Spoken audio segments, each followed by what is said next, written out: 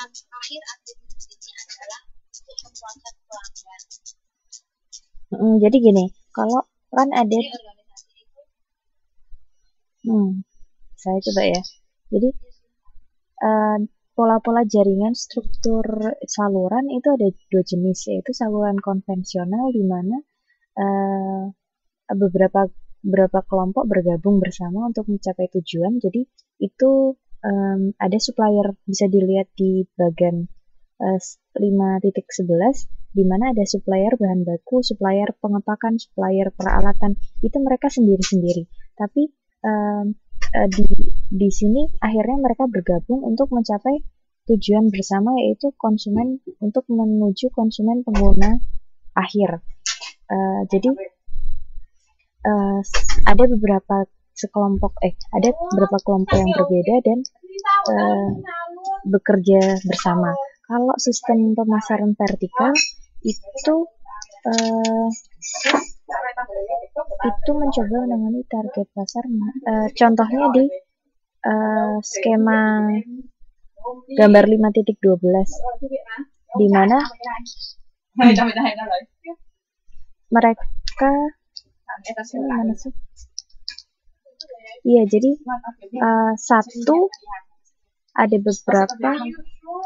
satu kelompok jadi dalam satu lingkup bekerja sama untuk mencapai kepuasan pelanggan gitu ya. Paham? Lanjut ya. ada lanjutannya. Itu kan yang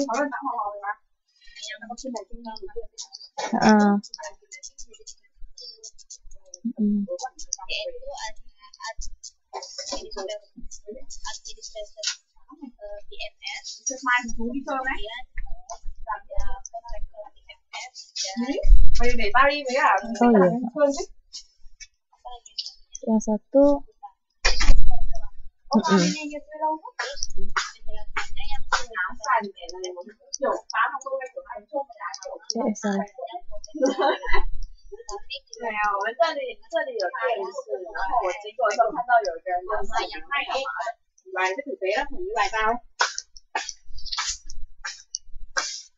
Iya.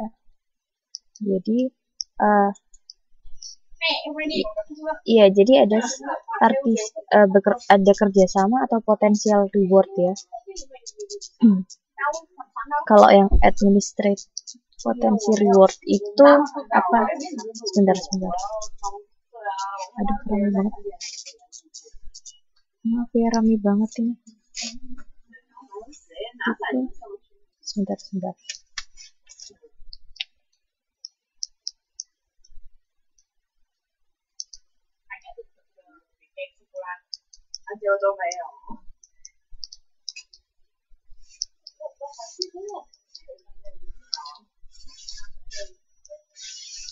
Mbak Ana mau menjelaskan yang administrative PMS?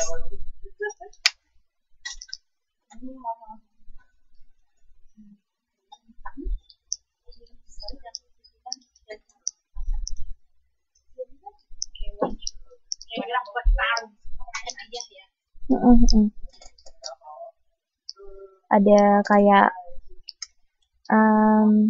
potensial reward itu kayak, jadi kayak kayak apa ya bahasa Indonesianya, potensi pengharapan yang berpotensi gitu loh. Jadi kayak mereka bekerja sama untuk tujuan yang potensial, nah kayak gitu tuh loh. Tetapi dilanjutkan dengan penilaian tentang keefektifan kerjasama yang dilakukan. Misalnya aja ya, kasih contoh kayak organisasi bekerja sama untuk mengembangkan strategi dengan kelompok anggota yang terbatas. Dilanjutkan dengan perjanjian informal mengenai siapa yang tertarik untuk bekerja sama. Jadi di kelompok ini administrate VMS itu tuh mereka pertamanya ada beberapa orang yang bergabung membentuk suatu kelompok, Dan setelah itu mereka kayak bikin perjanjian, kita mau kayak gini tujuannya. Kemudian siapa-siapa aja yang mau ikut menjadi anggota dan bekerja sama, kayak gitu tuh loh kalau yang di kelompok ini. Paham? Iya, kayak potensi reward tuh kayak tujuan akhir yang berpotensial gitu tuh loh, bagus gitu tuh. Paham ya? Oke, Nomor 2. Kontrak NS itu kontrak ini berisi hak dan kewajiban tiap anggota. Kemudian dibagi lagi ada 3 jenis kontrak VFN. Yang pertama, wholesaler sponsored side, terdiri dari anggota yang setuju kerjasama dalam mempertahankan diskon dan keuntungan lainnya dalam pembelian, distribusi, dan promosi. Ini kayak wholesaler itu kayak grosiran besar gitu. Lanjut. Wholesaler tuh kayak grosir ya, jadi mereka diskon. Pertama adalah retailer. Retailer tuh pengecer ya, paham ya?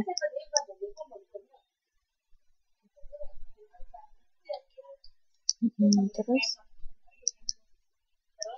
ada atau waralaba, jadi diskon kontraktual antara seorang produsen atau pemasok lain dengan seorang penjual. Jadi kontrak waralaba. Jadi kayak franchise.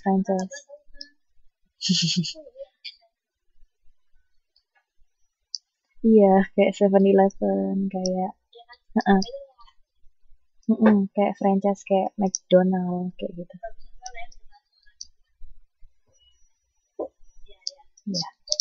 Lanjut. Jelas. Waralaba sendiri itu juga dibagi menjadi 3. Ada manufacturer contohnya ini mobil ya. Terus juga ada manufacturer process system, contohnya Coca-Cola. Itu kayak ada misalnya. Kalau bahasa Indonesia apa? Bahasa Indonesia. Jadi yang pertama itu manufacturer driven retailer. Ini tuh jadi kayak manufaktur organisasi manufaktur itu apa sih, kayak manufaktur ya, yang based on kok pakai bahasa Inggris, yang berdasar pada retailer, kayak dia sebagai retailernya, kayak misalnya Ford gitu. Jadi kayak mobil Ford itu kan kita setiap negara punya satu kalau mobil itu distributor dealer mobil itu kan satu orang kan, kayak satu pengusaha, satu dealer setiap daerah. Nah itu istilahnya kayak mereka berjualan langsung, tapi mereka punya lisensi, punya izin dari perusahaan Ford untuk menjual di daerah-daerah lain gitu. Kalau yang manufacturer driven wholesaler system itu, wholesaler itu kayak pasokan besar. Misalnya kayak Coca-Cola gitu. Ada pabrik, walaupun lisensi Coca-Cola itu kan Amerika ya. Mana ya? Amerika kayaknya. Nah, itu tapi di setiap negara mereka mendirikan suatu pabrik besar, dan nggak cuma pabrik tapi kayak pabrik, distributor dan segala macamnya. Itu perusahaan besar. Setiap negara tertentu mereka punya lisensi, punya perizinan untuk menjual bahan baku Coca-Cola tersebut dan mendistribusikan ke masyarakat di negara-negara yang lain gitu ya. Sedangkan kalau retailer system, service driven retailer system itu lebih kepada base-nya berfokus pada service yang kayak retailer itu kayak